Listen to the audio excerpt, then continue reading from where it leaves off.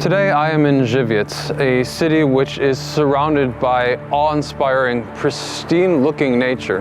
However, there's a contrast here. When the winter rolls in and people start up their furnaces, this becomes one of the most toxic places in Poland. And it's not the only place in Poland with that issue. On today's episode of Kult America, I'm going to explore the poisonous places of our lovely country.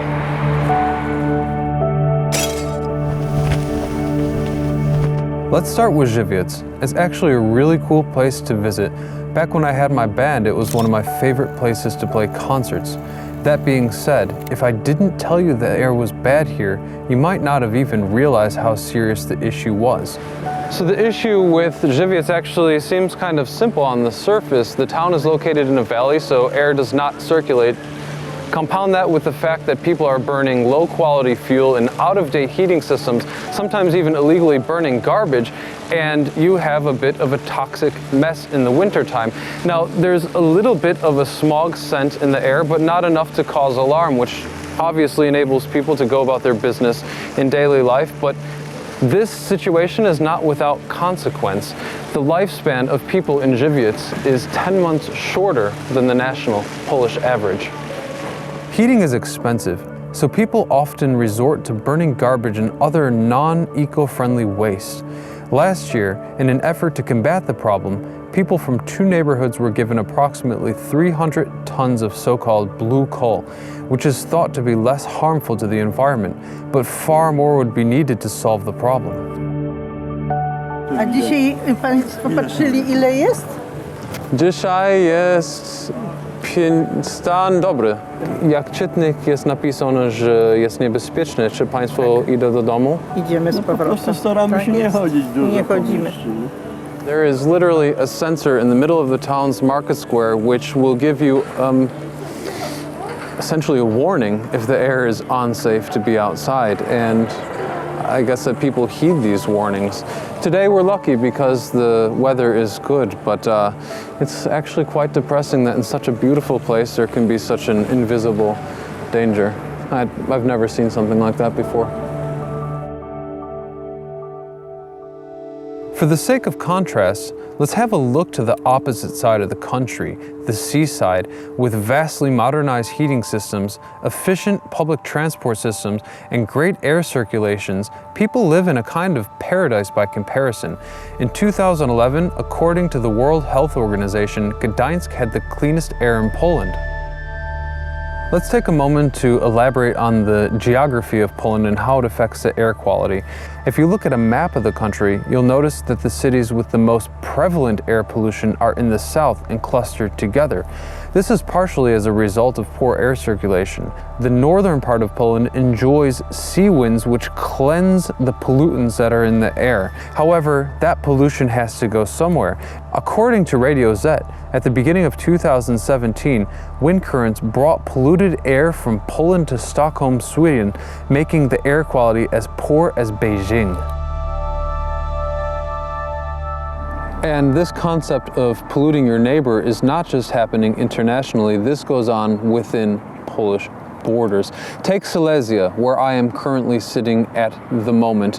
It hosts 9 of the top 20 polluted cities in Poland, meaning cities which have at least double the acceptable level of pollution. And when the wind blows here, it must go somewhere else. For context, according to ONET-PL, during the summertime, air quality in Silesia is usually considered good, and the amount of bad emissions rarely exceeds the norm, even if manufacturers are working at full strength.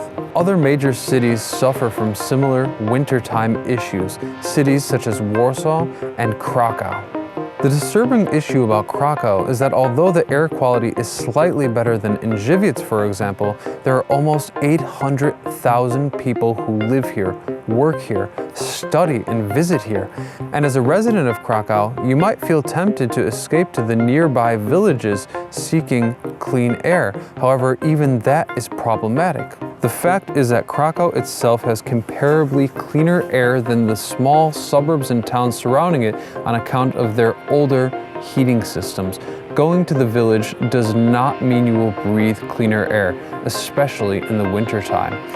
For almost half the year, Krakow has abnormal concentrations of dangerous particles in the air. I guess the reassuring thing is that authorities do recognize this as a serious problem, and it's difficult, but they want to change it.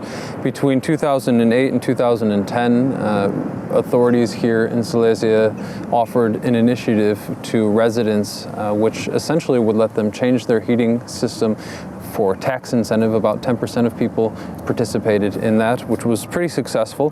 Much more needs to be done, but better one step forward than no step forward.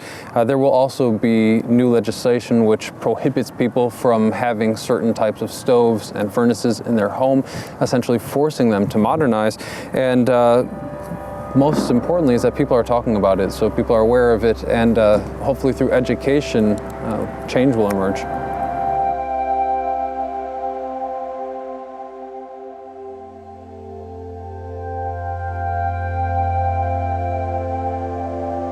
After visiting those polluted places today and standing literally in front of the pillars of Poland's past, I feel confident and certain that the country has what it would take to solve their issues. And on the scale of issues that Poland has faced in the past, I say this is actually a pretty minor one when it comes to fixing it.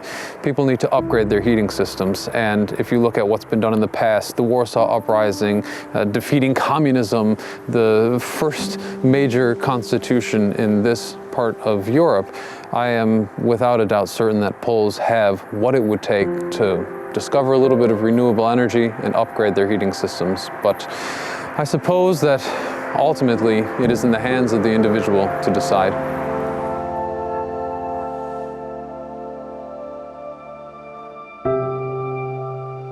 Clearly not everyone is going to have the means necessary to upgrade their heating system, but you can make a difference by spreading awareness.